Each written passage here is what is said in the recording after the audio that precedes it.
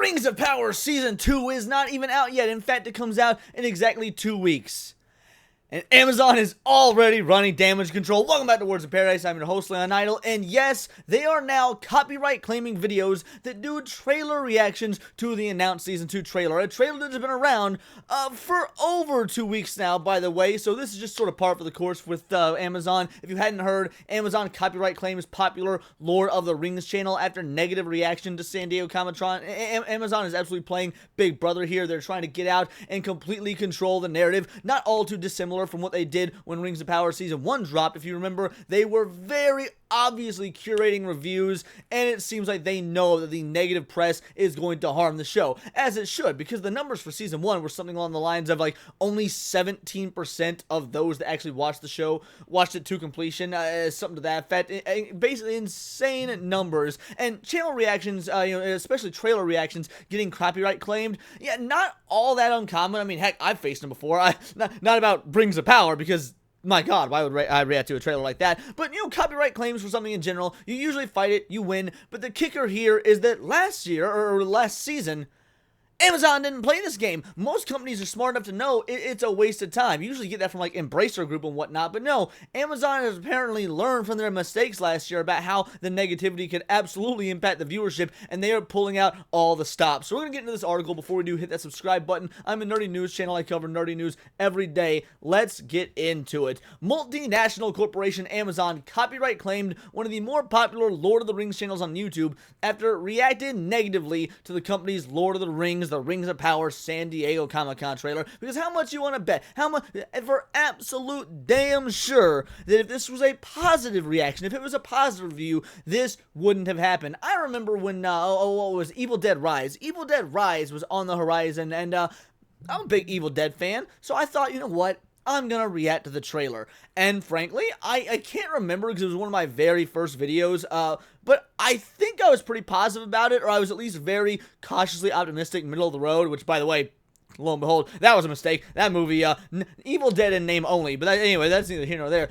Point is, they did try and hit me with a copyright claim. I fought it. I won. It was very simple. However, when I'm exceedingly positive about my reviews and whatnot, I almost never get claimed. It's really interesting how it works, and I'm a little small nobody. I'm, only a few thousand subscribers deep. I can only imagine how one of the largest Lord of the Rings channels on the internet is being treated. It is definitely, absolutely, unequivocally, because he was negative about it. Amazon would have loved to share and promote this positive reaction, maybe thrown it in one of their advertisements or whatever, if this well-known channel had actually been positive about the show, had praised it, but that's not what happened. Jonathan Watson, who runs the One Ring YouTube channel, shared that Amazon hit his channel with a copyright claim for his video reacting to the Rings of Power Season 2 San Diego Comic-Con trailer. For clarity, the author of the article appeared in the One Rings reaction video. Watson wrote on X, "Gotta start cracking down on those reviews you don't like, huh, Amazon? This is 18 days after it was first published." That is the kicker. This is 18 days later. Imagine how petty Amazon has to be, and how, frankly, worried Amazon has to be, because that's what it boils down to. So take a look at a video that has gained a lot of traction, honestly, a video that has probably gained a lot of revenue, and say, you know what? We're going to take all that, because of this awful message, this terrible negative message just destroying our dogshit show is going to be out there. Maybe we can recoup some of the losses for the money that we're not going to make when the show doesn't take off in the slightest. It's like Amazon is contractually obligated to, I believe it's a minimum of 3 seasons, but and it's going to be up to 5 for the show's, completion. Yeah, they ain't making it to 3 seasons. I mean, there were rumors back after Season 1 that Amazon was already hesitant because of the just demonstrous drop-off of the original run. Yeah, Season 2 is going to be even more abysmal. If only 17% watched Season 1 to completion, but what's that mean for Season 2? That means you got 17% hypothetically coming back. Sure, you're going to get some new viewers and whatnot, but of those 17%, how many of them are going to watch the completion? Like it's going to be diminishing returns, absolutely. So, yeah, let's see. We got a screenshot here of the actual copyright claim, content type video, the impact, no monetization. And this just happened yesterday. And it wasn't just the One Ring, by the way. If you look at, nerdrotic here, nerdrotic got hit too. He was talking about this on X earlier. Amazon Prime Video has started falsely copyright claiming transformative trailer reactions. How very Warner Brothers of you. This is something they didn't do last time around with Rings of Power. No, in fact, Rings of Power, while they cracked down on the written reviews last year,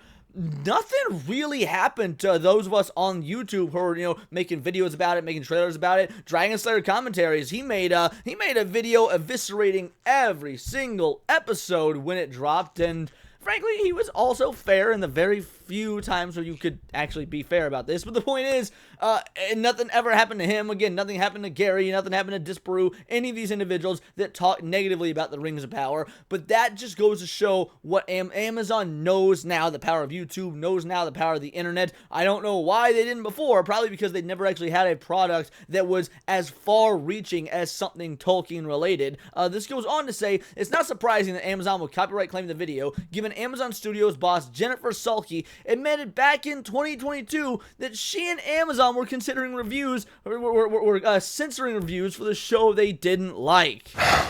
Women.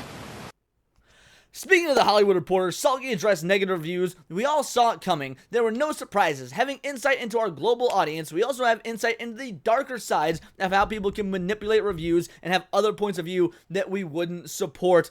Just saying the quiet part out loud. You know what? At least I guess I can kind of respect that. Just come straight out with it and be like, for those of you who don't like the show, we're going to try and shut you down specifically because of points of views that we don't like, points of views that we don't agree with. That is some straight up dictatorial bullshit that Amazon is playing, and they're just coming right out with it. Like at least I would think that a dude, maybe if a dude was involved in this, if a dude was the higher up, he would try and be a little bit more tactful with it. But no, Jennifer Salke, being a female, got no sense of self-awareness. She just comes right out. Salke's comments on the Hollywood Reporter come in the wake of Amazon announcing they had updated their review system on Prime Video to coincide with the release of the show's first episode. Now, this is last year, mind you. They're recapping, or not last year, the first season, the last time the show aired, for those that don't remember, because this is a rabbit hole. How Amazon changed their review rules, if you don't remember, because of the backlash to the show, is honestly insane.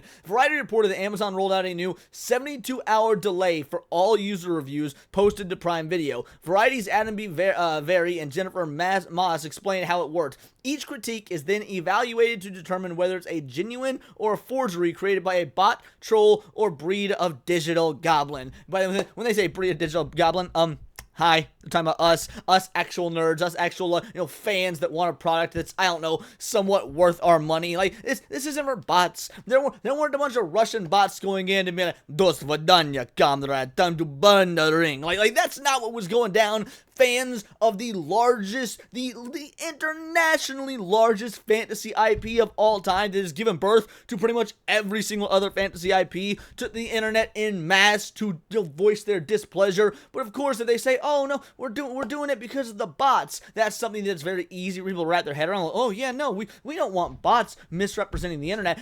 You're very okay with having bots misrepresent you when it's 5-star reviews, if I had to wager a guess. Furthermore, YouTuber Ryan Kennel observed that Amazon was not allowing reviews for the show to populate on Prime Video until after the show had been on the streamer for over a week. So they say a 3-day rule, but it was happening for over a week. And it's kind of amazing to me because let's say that your review comes on 3. Most people want to watch this opening night. Well, most people, the 17% that continue to watch it want to watch it opening night. Now, those are the people that probably aren't going to be reading reviews anyway because they're consumers and they'll just nom nom nom nom nom to every episode regardless. They'll just shut their brain down and tweet the damn thing like Twinkies. But at the end of the day, for your average individual who might be like, "Yeah, I'm watching this weekly because it's a sense of escapism. It's time with my family. I'm off work. I want to chill out, whatever." But they can see the quality of the show and they see it's going down every episode and they want to check the reviews. Well, now they can't check the reviews. The reviews aren't going to be out till 3 days after the episode. And again, this is what was happening during season 1.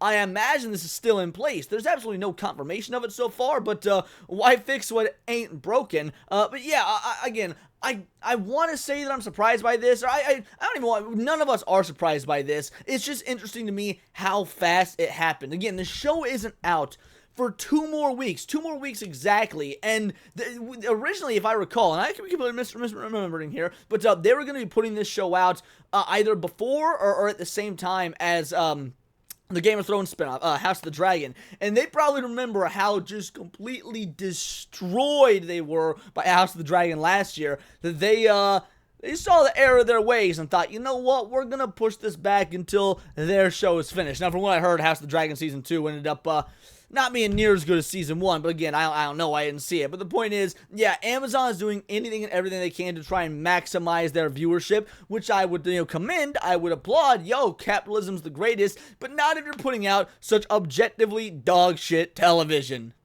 But those are just my opinions. Let me know yours in the comments down below, or let me know on X where you can find me at Bolt the Word. And please do subscribe. I'm a nerdy news channel. I cover nerdy news every day. Not always about, the Rings of Power or Amazon, but anime, movies, music, Magic the Gathering, you name it. Check me out on Instagram at wordsofparadise_Leon and become a member for $4.99 a month. You can join the Discord, choose the articles I go over on a day-to-day basis, choose the videos I react to on my Friday night live streams, and of course, get involved with over 80 other vital idols. We are a bright, beautiful, glowing, vibrant community that I cannot wait to grow even further because we do care about diversity, but only one kind of diversity of thought. If that's interesting to you, hit the subscribe button, join the Discord, and until next time, it is all here in the Nerdosphere. This has been Words of Paradise.